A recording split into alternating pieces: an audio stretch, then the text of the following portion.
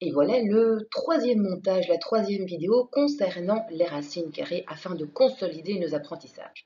Alors, nous connaissons déjà pas mal de choses, nous connaissons la définition, le vocabulaire et nous savons désormais simplifier des racines carrées. Reste à plancher sur les opérations. Première opération que nous allons réviser, il s'agit de l'addition entre des racines carrées. Et afin de nous permettre de réaliser des produits et des quotients, dans un autre montage, nous nous intéresserons aux propriétés de ces mêmes racines carrées. C'est parti! Alors, lorsqu'on additionne des racines carrées entre elles, vous allez voir que ce n'est pas bien compliqué. La toute première chose, toujours simplifier vos racines carrées. Toujours simplifier vos termes raciniques. C'est parti! Alors ici, je vois qu'au niveau du radicand, j'ai 500. Je peux donc le décomposer en un produit de facteurs intelligents, à savoir 100 fois 5. 100 est donc bien un carré. Je vais pouvoir lui appliquer la fonction racine carrée et l'extraire de ce radicand. Donc, que devient ce premier terme racinique? 7 fois 10 racine carrée de 5. Je fais la même chose avec le deuxième terme. Alors 75, ça n'est rien d'autre que le produit intelligent de 3 par 25 ou 25 par 3. Je dégage une piste carrée. Je peux donc appliquer la fonction racine carrée sur 25, ce qui me donne 5. J'attaque le troisième terme. 45, ça n'est rien d'autre que 9 fois 5. 9 est bien un carré. Si je lui applique sa racine, ça devient donc 3. Finalement, ici, je me retrouve avec des racines carrées dotées de coefficients. Bien sûr, je dois réduire chacun des coefficients présents sur ces 3 termes raciniques. Et donc, je me retrouve pour le premier terme avec 70 racine carrée de 5, moins 15 racine carrée de 3, moins 18 racine carrée de 5. Et là, c'est génial, parce qu'en réalité, le système que vous allez mettre en place est complètement similaire à celui du calcul littéral. À savoir, on ne pouvait associer des termes littéraux qu'à condition que ce soit des monômes semblables. Eh bien, ici, c'est exactement le parallèle identique. C'est-à-dire qu'on ne va pouvoir associer des radicaux que s'ils sont semblables, donc s'ils ont la même racine carrée.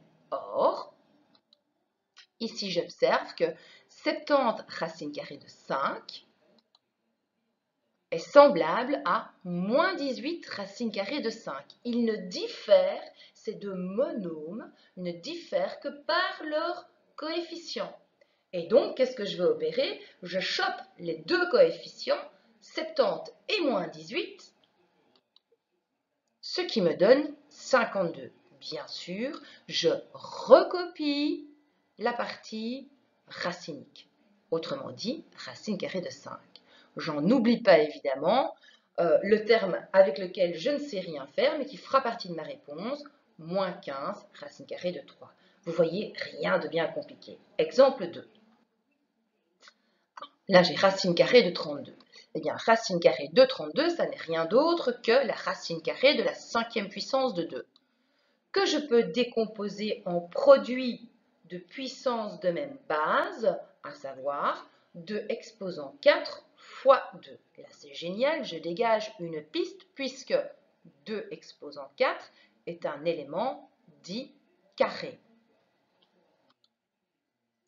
Je fais la même chose que pour le premier exemple et je me retrouve dès lors avec 4 racines carrées de 2, c'est-à-dire que j'ai divisé l'exposant de ma puissance dite carrée, j'ai divisé 4 par l'indice 2, ce qui me donne 2 au carré.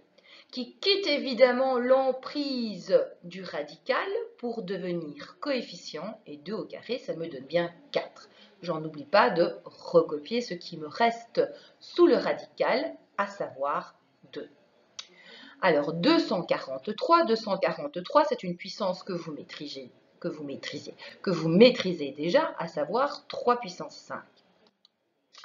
Ceci peut être décomposé en 3 exposant 4 fois 3. Génial, j'ai donc mon élément dit carré, et je vais tout simplement diviser son exposant 4 par 2, ce qui me donne 2. 3 au carré me donne 9. Je vais donc avoir devant la racine carrée le produit de 3 par 9. J'attaque le quatrième terme, 128.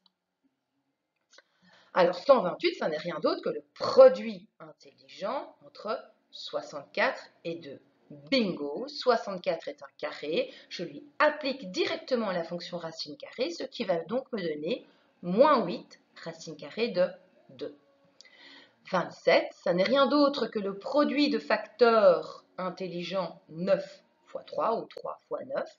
Je dégage un nombre carré, je peux lui appliquer donc la racine carrée, ce qui va me donner moins 3 racine carrée de 3. Je cible maintenant les radicaux qui vont être semblables, à savoir 4 racine carrée de 2 moins 8 racine carrée de 2, ce qui me donne moins 4 racine carrée de 2. Et ensuite, j'associe 27 racine carrée de 3 moins 3 racine carrée de 3, ce qui me donne plus 24 racine carrée de 3. Si vous entendez un hélicoptère, c'est ma machine à laver.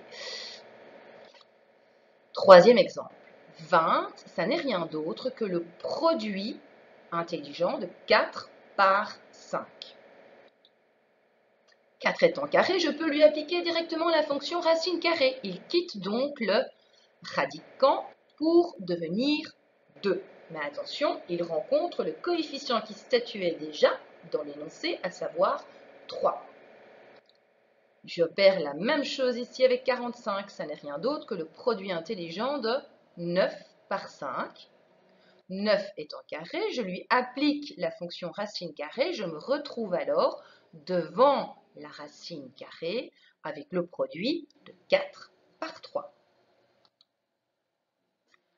80, c'est le produit intelligent de 16 par 5.